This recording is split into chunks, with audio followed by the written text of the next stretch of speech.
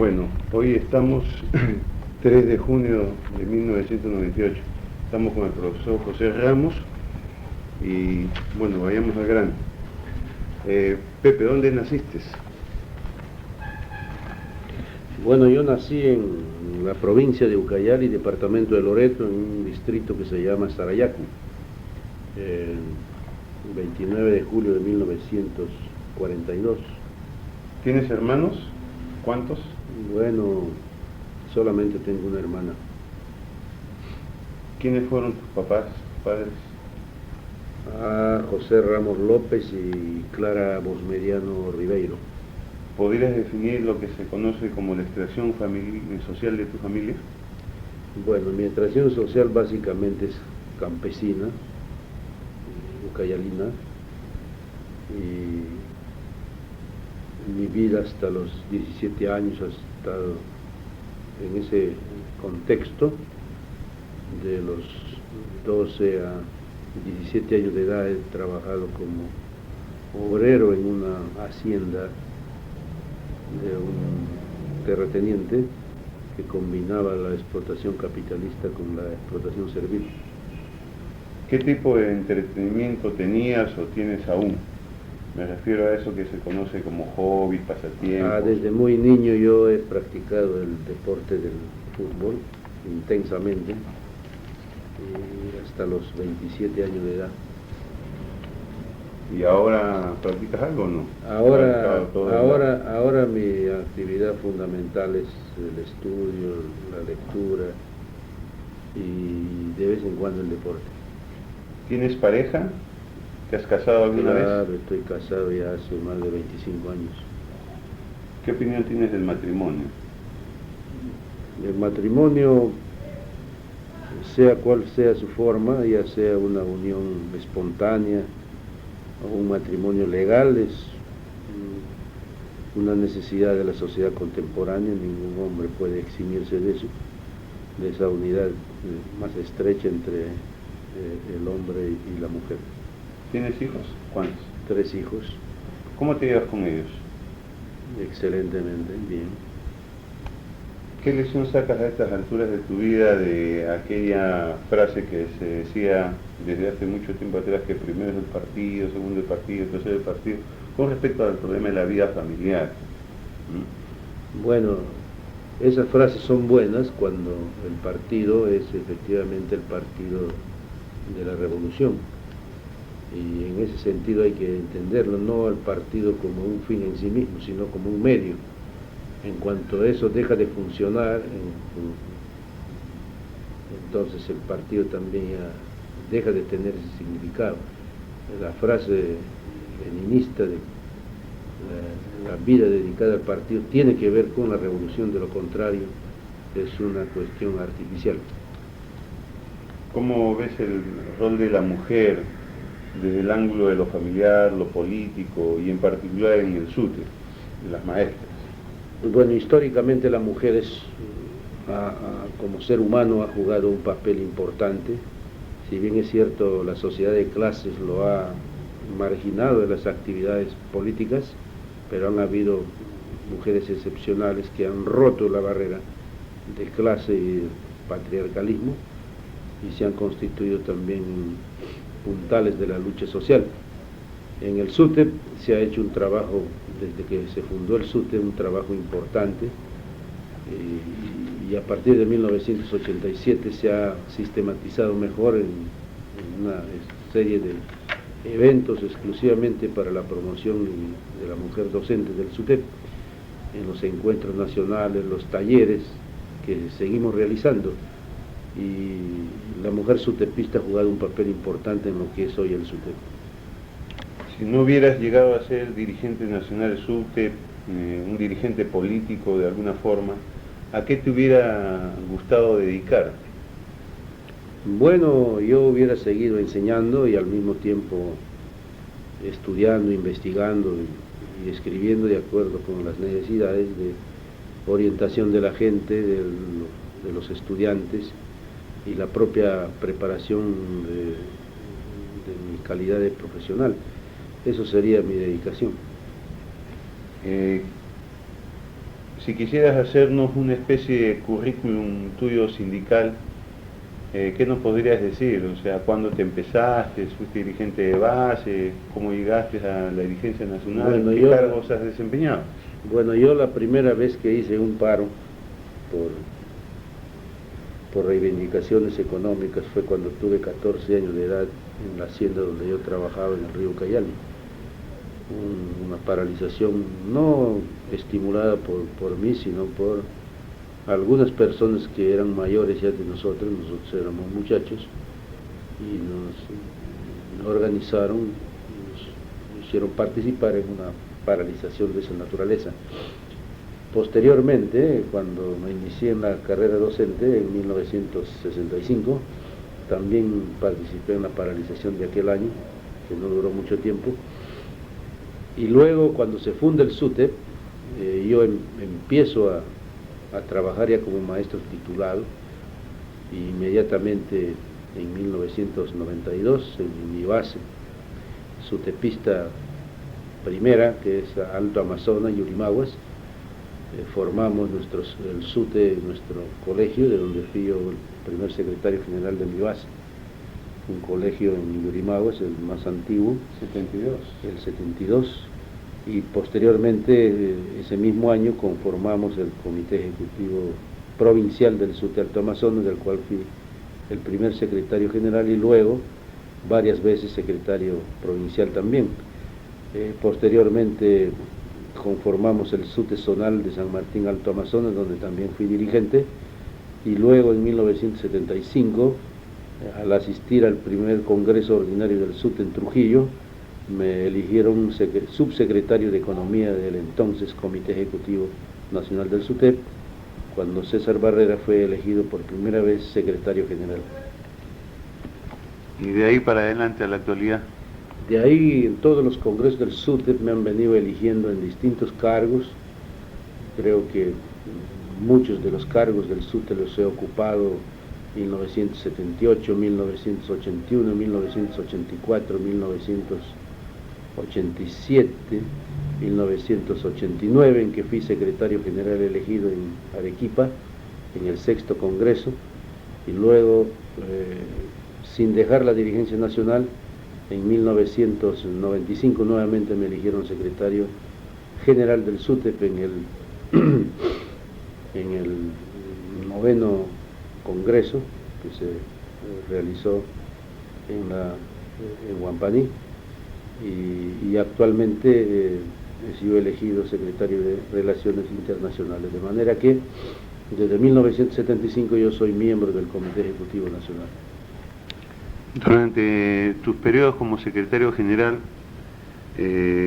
¿cuáles consideras podrías señalarnos, digamos, las principales contribuciones de tu gestión? Bueno, yo creo que ese Comité Ejecutivo del 89 tuvo dos cuestiones importantes. Primero, avanzó de forma muy importante en lo que hoy es el proyecto educativo del SUTEP. Se empezaron a diseñar las primeras tesis, el primer balance histórico de la educación peruana, para señalar con mayor precisión lo que son las causas y las raíces de la crisis educativa, que nos permite abordar con mayor precisión, ¿no?, la alternativa a esta crisis. Eso,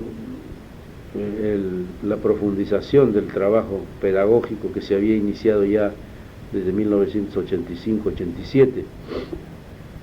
Y la otra cuestión es haber promovido una lucha decisiva para mejorar lo que era la ley del profesorado, conquistada también por el SUTEP en 1984, la ley 24029, ley del profesorado. A partir de 1989 se empezó a buscar la ampliación de estos derechos conquistados, y como consecuencia de ello se realizó la huelga de hambre de fines de 1989 y la huelga nacional indefinida de 1990, que obligó al gobierno aprista a promulgar la ley 25212 y el reglamento el 029, que lamentablemente cuando vino el gobierno de Fujimori comenzó a entrar en receso y ahora prácticamente ha sido violentada casi totalmente. ¿Cómo entiendes desde el punto de vista ideológico al neoliberalismo? El neoliberalismo es una corriente ideológica bastante sistematizada que tiene que ver primero con una teoría filosófica llamada pragmatismo, que es una corriente filosófica de fines del XIX y que se desarrolló durante todo el siglo XX, especialmente en el mundo anglosajón, pero fundamentalmente en Estados Unidos. Esta es la filosofía del utilitarismo más extremo, que genera todo lo que ahora se conoce como el individualismo burgués, el irracionalismo burgués, y ligado a este problema ideológico del neoliberalismo, que también está la concepción de la cultura como la cultura de la globalización desde el punto de vista de la ideología burguesa, capitalista, y el desprecio de las culturas nacionales y sobre todo de innumerables minorías étnicas que viven en el mundo y que para el neoliberalismo constituyen un elemento de retrógrado, de retroceso, como dice Vargas Llosa, y un elemento realmente que no vale la pena tenerlo en cuenta, sino que hay que arrasar con todo eso para desarrollar una cultura uniforme, homogénea en el mundo, pero sobre la base de la cultura capitalista burguesa. Todo esto lleva también a una concepción del arte posmoderno, pero que no crea nada nuevo bajo el dominio neoliberal. A esto se liga también la concepción de la historia, como que ésta ha concluido con la caída del socialismo, como dice Fukuyama, y que el fin de la historia significaría nada más ni nada menos que el triunfo definitivo del sistema capitalista y la caída también definitiva del sistema socialista. Esto trae consecuencias ideológicas en el sentido de que se condiciona mentalmente a la gente en su conciencia social de que no es conveniente, no es necesario trazarse la lucha por la justicia social, por los derechos humanos, por los derechos de la persona. Tampoco vale la pena estar hablando de la igualdad de derechos. Para el neoliberalismo es simplemente el libre mercado, la libre competencia, el motor del desarrollo histórico de las sociedades. En consecuencia, esto es una cuestión que también ha penetrado grandemente en la mentalidad de la gente. Toda organización política tiene aspectos positivos y negativos, o si quieres, bondades y limitaciones. Y esto es más importante ahora que existe un esfuerzo por crear el movimiento de nueva izquierda. ¿Cuáles son para ti las principales limitaciones ideológicas o las más importantes que tendría tu organización política? ¿Cuáles serían para ti las limitaciones ideológicas más importantes de tu organización política que podrían influir en este esfuerzo, ya que algunos vengan con entusiasmo y otros con cierto escepticismo este proyecto? Bueno, primero, el movimiento de Nueva Izquierda no tiene una identidad estrictamente ideológica, lo que tiene es una identidad política, en el sentido de que es un frente, es un movimiento de izquierda donde no solamente están comunistas, sino también pueden estar todas las personas de izquierda, independientemente de que tengan o no un credo marxista. Pueden estar personas también progresistas. Sin embargo, el eje fundamental de este proyecto de Movimiento Nueva Izquierda es el socialismo. Eso sería, digamos, su identidad política de largo plazo. Hay desventajas, naturalmente, en que es muy hay una herencia negativa de lo que ha sido la izquierda en el Perú, fundamentalmente a partir de la década del 70-80, de la experiencia de la Izquierda Unida y del UNIR, que por razones a veces de dogmatismo, sectarismo, y también de una discusión inadecuada sobre los problemas planteados, han colapsado estos proyectos, y por lo tanto en la memoria de la gente queda esta herencia, y eso no permite actualmente ganar la credibilidad más amplia para todos aquellos sectores que están buscando un nuevo proyecto político, ¿no?, y una nueva alternativa para el Perú. Eso yo creo que es el fundamental obstáculo, ¿no?, de este proyecto. ¿Cuánta importancia o qué papel le otorgas tú a los líderes en la acción política, en la acción sindical? Los líderes son sumamente necesarios, no solamente en el campo de la izquierda, del movimiento popular. Los líderes también son necesarios para la propia derecha. Sin liderazgo no hay acción política. Los líderes simbolizan, representan, personifican un movimiento, un partido, una alternativa. La diferencia está en que para los sectores de la derecha, para los capitalistas, y para ciertas corrientes también izquierdistas que no han desarrollado convenientemente el problema del liderazgo, que hay un liderazgo individualista, caudillista, y muy afincado en nuestro país, sobre todo por la práctica del amiguismo, la práctica de lo que puede llamar el clientelismo político, la práctica de basarse en un entorno reducido que no permite una combinación de liderazgo con la participación democrática de las más amplias mayorías de un movimiento.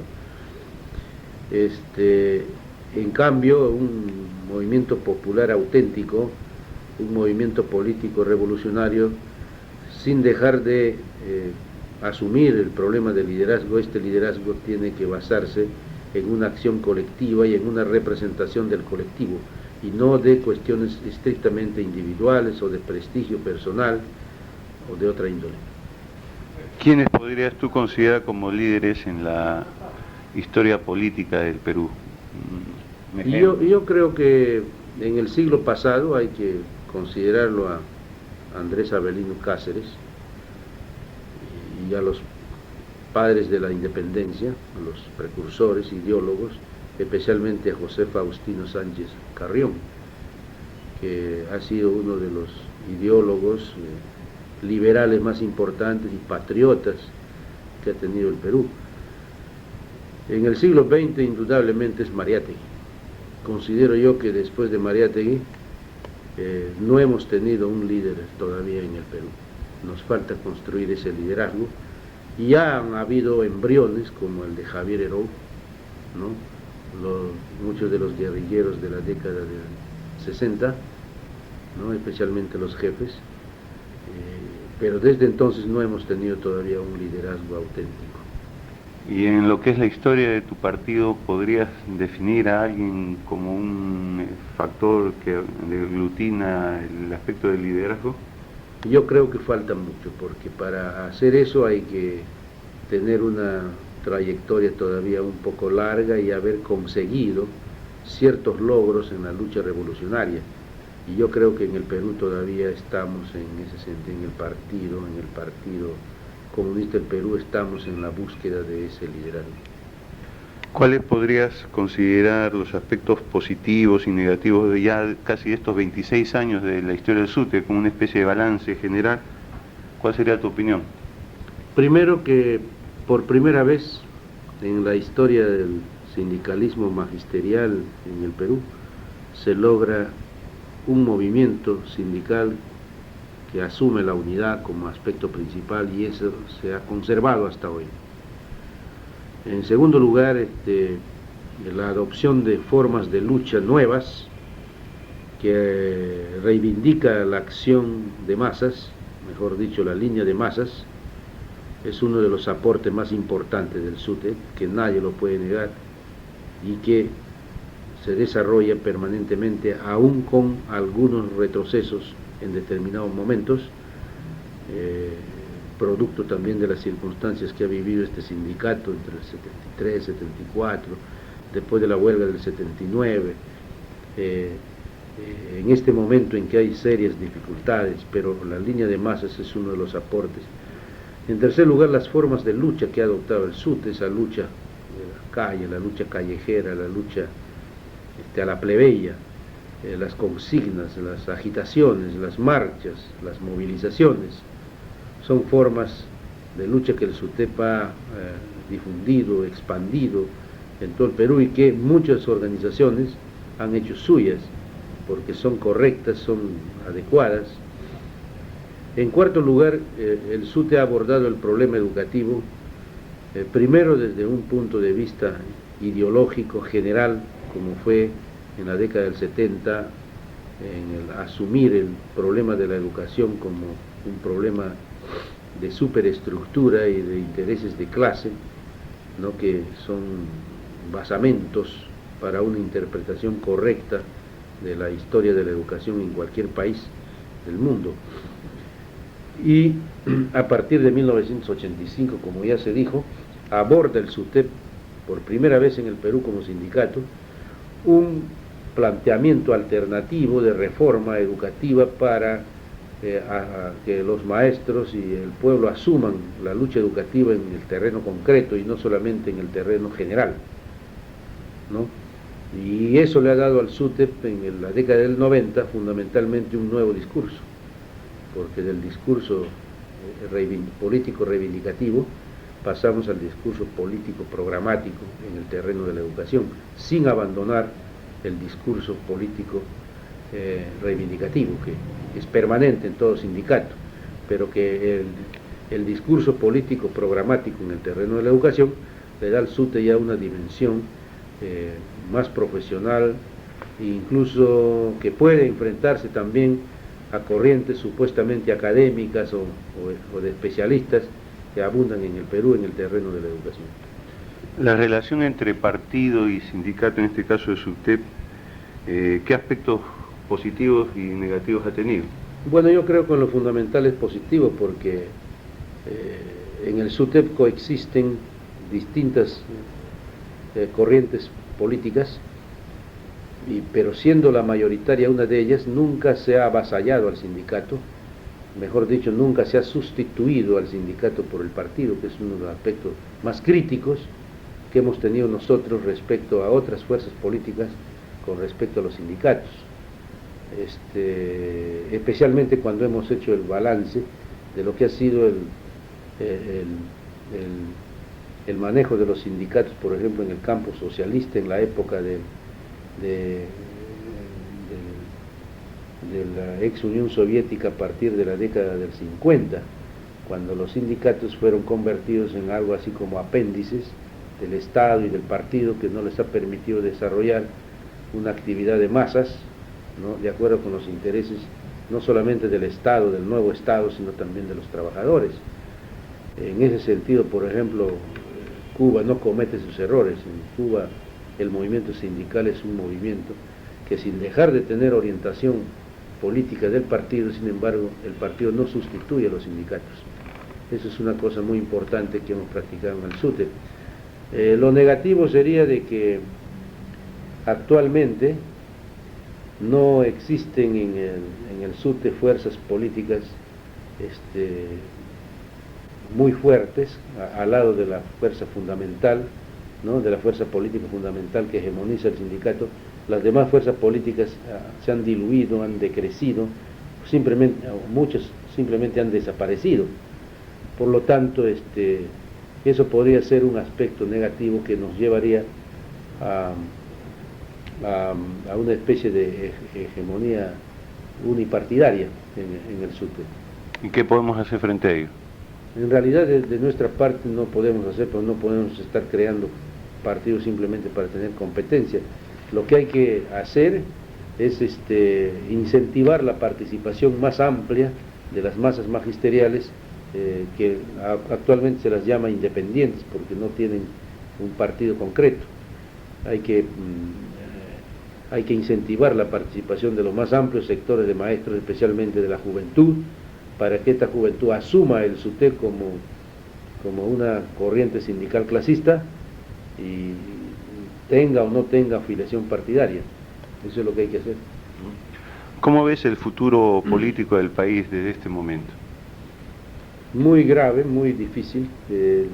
El neoliberalismo ha sembrado un conjunto de factores que constituyen elementos de disolución de lo que significa la organización social en el país, y eso ha convertido al país en una especie de tierra arrasada en el terreno de la organización social, sobre la cual basa el neoliberalismo su dominio hegemónico, su dominio casi absoluto en el terreno de la política, pero al mismo tiempo también va creando los elementos que, si no se dirige correctamente el movimiento, puede haber un desenlace de dimensiones imprevisibles, con el estallido de protestas sociales frente a las condiciones de miseria en que nos encontramos, y que no hay una salida con el sistema neoliberal que se ha impuesto. Y por lo tanto, si queremos que eso no ocurra, tenemos que trabajar muy a fondo en la recuperación del movimiento sindical, del movimiento popular, y en la estructuración de una fuerza política capaz de darle rumbo al desarrollo del país. En la década del 60, 70, muchos activistas políticos de izquierda veían la revolución casi a la vuelta de la esquina, y decían algunos que serían nuestros hijos o nietos quienes vivirían el socialismo. ¿Qué piensas de ello? En realidad era el clima político que se vivía en América Latina y en el mundo, de efervescencia revolucionaria, debido a que los países del tercer mundo tenían un protagonismo importante en sus luchas de liberación. Los movimientos guerrilleros de la década del 60, esos son el triunfo de la revolución cubana, el triunfo de la revolución china, vietnamita, angolesa, etc. Todos estos movimientos daban pues un clima de optimismo revolucionario, y por lo tanto muchos revolucionarios, muchas fuerzas políticas revolucionarias habían ya decidido preparar las condiciones para el estallido de una revolución en sus distintas formas en América Latina. Otros ya la habían iniciado. Eso tiene una base evidentemente de ese tipo, una base de carácter internacional, era una tendencia fuerte. Sin embargo, no hubo una evaluación más a fondo de las tendencias reales que se estaban dando ya, pese a que se veía que en el mundo socialista, en el campo socialista, especialmente el sector mayoritario liderado por la ex Unión Soviética, el socialismo ahí ya estaba dejando de ser un elemento importante.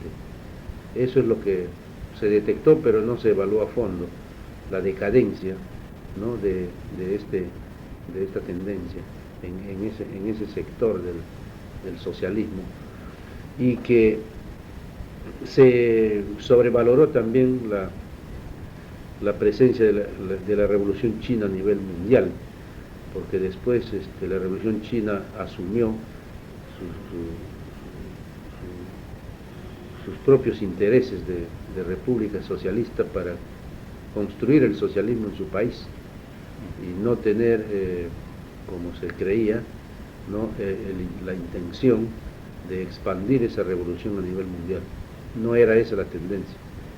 Y además tampoco se previó, especialmente en la década del 70, el resurgimiento del capitalismo en su forma neoliberal, que como hoy ya se conoce, no ha venido de la noche a la mañana, sino que ha tenido una preparación muy prolongada, por lo menos desde la década del 40, después de la Segunda Guerra Mundial, y que con la revolución científico-tecnológica aceleró, ¿no?, su especie de reajuste, ¿no?, de su dominación, y aprovechándose ya de la decadencia del campo socialista en lo que se refiere a la Unión Soviética y sus satélites, este aceleramiento de su ajuste, de su reajuste ideológico, político y económico, fue asumido por el capitalismo con mayor aceleración. Luego de la derrota del llamado socialismo real o del proyecto Izquierda Unida, ¿no piensas que deberían replantearse los objetivos y los medios propuestos en búsqueda del llamado socialismo?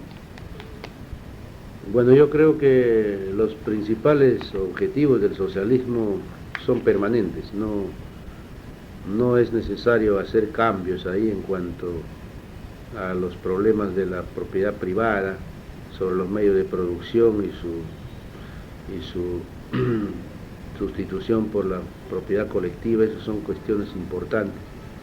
De igual manera también el papel de las masas, especialmente del proletariado y de los demás sectores explotados de un país, especialmente en los países del tercer mundo, donde no solamente la clase obrera, sino otros sectores deben intervenir en la toma del poder, en la construcción del socialismo. Esas son cuestiones fundamentales que no se pueden olvidar. Sin embargo, hay evidentemente hoy nuevos factores que hay que tomar en cuenta. Los medios de comunicación son factores importantes sin los cuales no se puede asumir la lucha política revolucionaria, y sobre todo nuevos elementos para llegar a las masas, como son estos medios de comunicación de masas, hay que tenerlos en cuenta. Por otro lado, el liderazgo también no tiene el mismo proceso de construcción que tenían los liderazgos en el siglo XIX y principios del siglo XX. Hoy hay nuevos factores, se requiere un dominio mayor de lo que significa la ciencia, la tecnología, ¿no?, en el liderazgo, y al mismo tiempo una mayor apertura a la participación de las masas en este proceso revolucionario. Por eso es necesario crear organismos como el Movimiento Nueva Izquierda o los movimientos cívicos que propugnamos acá, para que las masas participen mucho más en la vida política del país. Más allá de algunas recetas que podemos sacar de algunos libros, ¿cómo entiendes tú en la vida cotidiana la relación entre democracia y lo que sería el socialismo?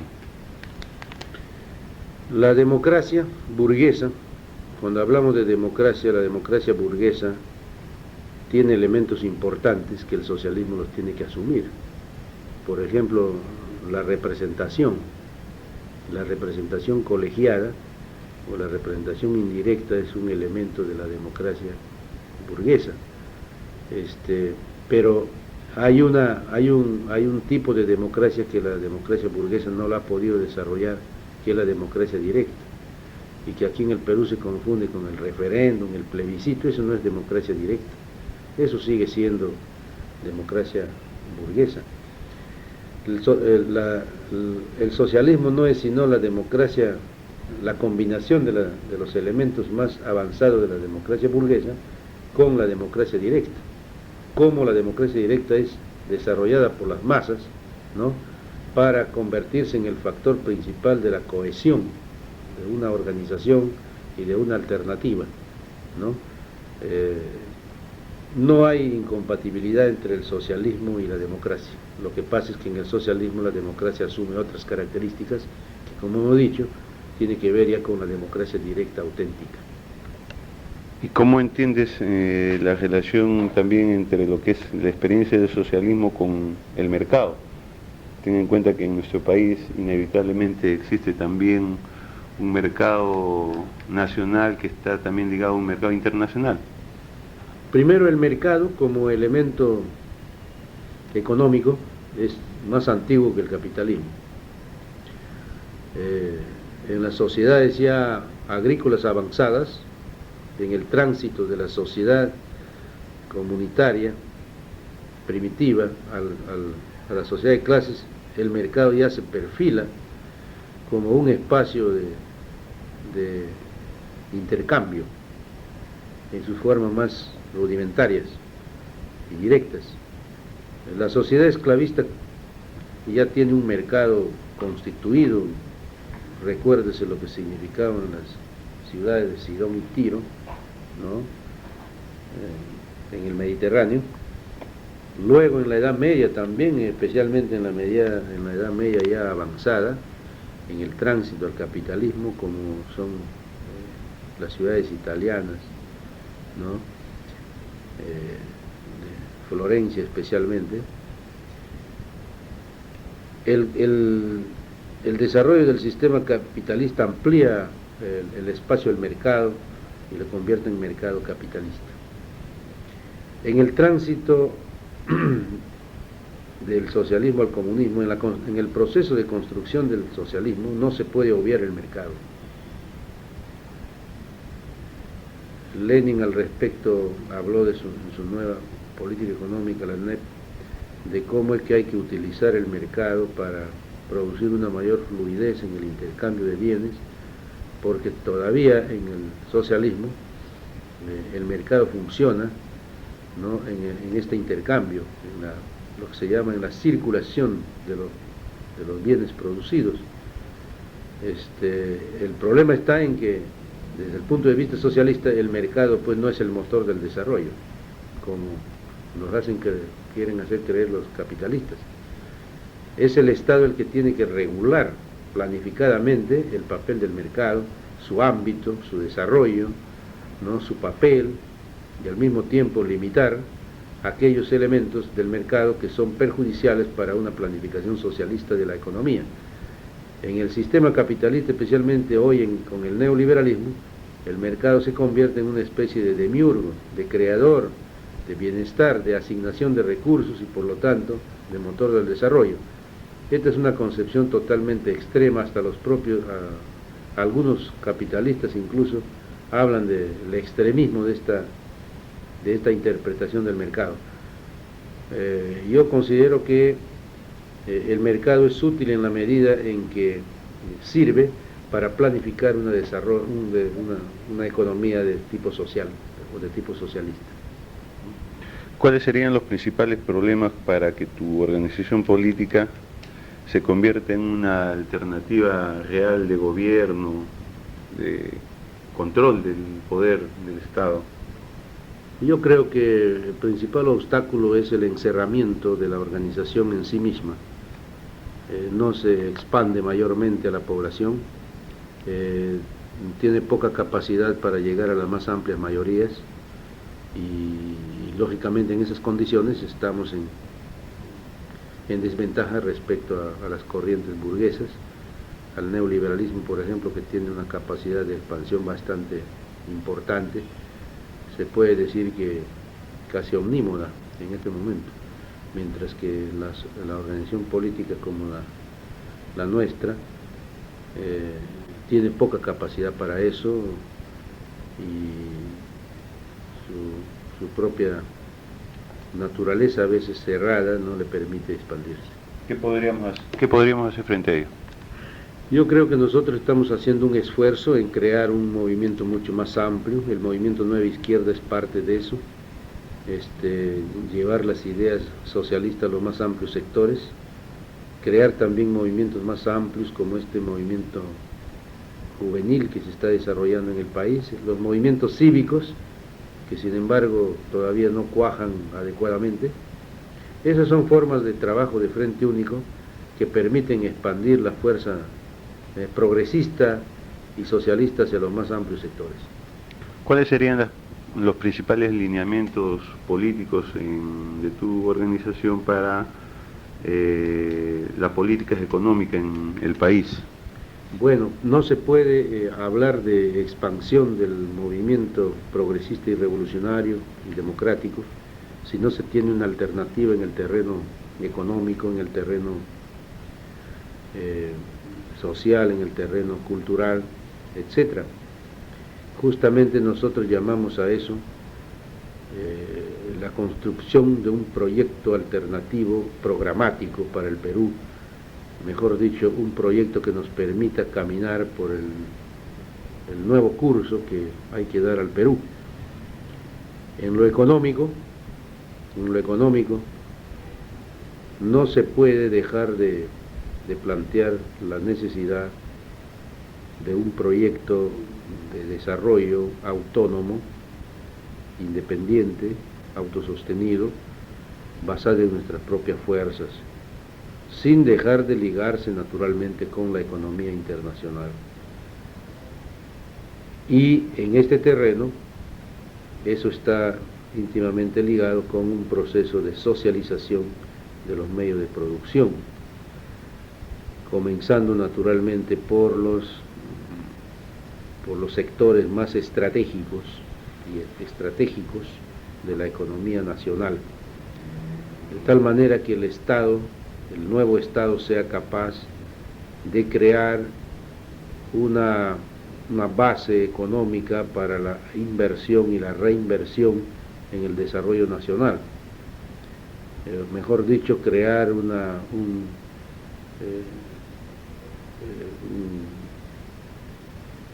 especie de recurso financiero originario propio del país y no estar supeditado al financiamiento externo, que en lugar de producir desarrollo y autonomía, lo que produce es más atraso y mayor subordinación de nuestra economía. Ese es un punto medular. Sobre esa base se maneja ya el problema del déficit fiscal, el problema presupuestal, el problema de la balanza comercial, de la balanza de pagos, sobre esa base. Porque esos son elementos que hay que utilizar actualmente en la economía, lo utilizan todos los países, incluso la propia Cuba, la propia China. En segundo lugar, necesitamos un proyecto de desarrollo industrial propio del Perú, en los campos de la industria pesada, la industria ligera y la agroindustria, que para nuestro país es crucial para generar una diversificación de exportaciones a otros países que nos permita crear divisas para la inversión interna. Y en ese sentido en el Perú falta avanzar mucho, porque no hay una intención de las clases dominantes de llegar a un tipo de industrialización propia en el Perú. La industrialización en el Perú es una industrialización subordinada a la industria extranjera, tal como es ahora México, Costa Rica, etcétera, con esos sistemas de ensamblaje que ellos tienen. En tercer lugar, requerimos nosotros hacer una auténtica revolución agraria en el Perú, que tenga en cuenta la propiedad colectiva de la tierra, la cooperativización, el manejo estatal de un sector de esa economía agraria, pero al mismo tiempo también de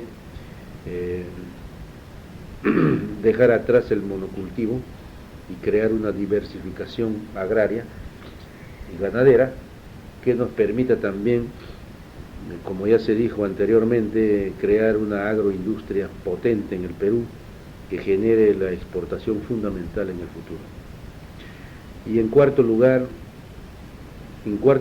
crear un sistema educativo moderno, gratuito, universal, de una alta calidad y planificada para por lo menos 50, 100 años, de tal manera que nos permita crear el contingente científico, tecnológico y también la fuerza productiva humana capaz de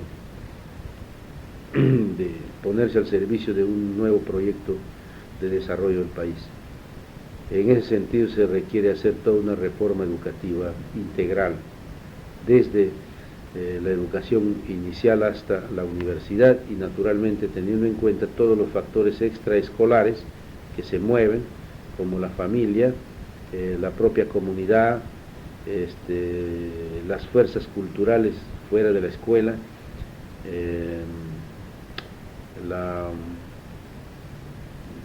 los medios de comunicación de masas, que son hoy fundamental ponerlos al servicio de un nuevo proyecto educativo.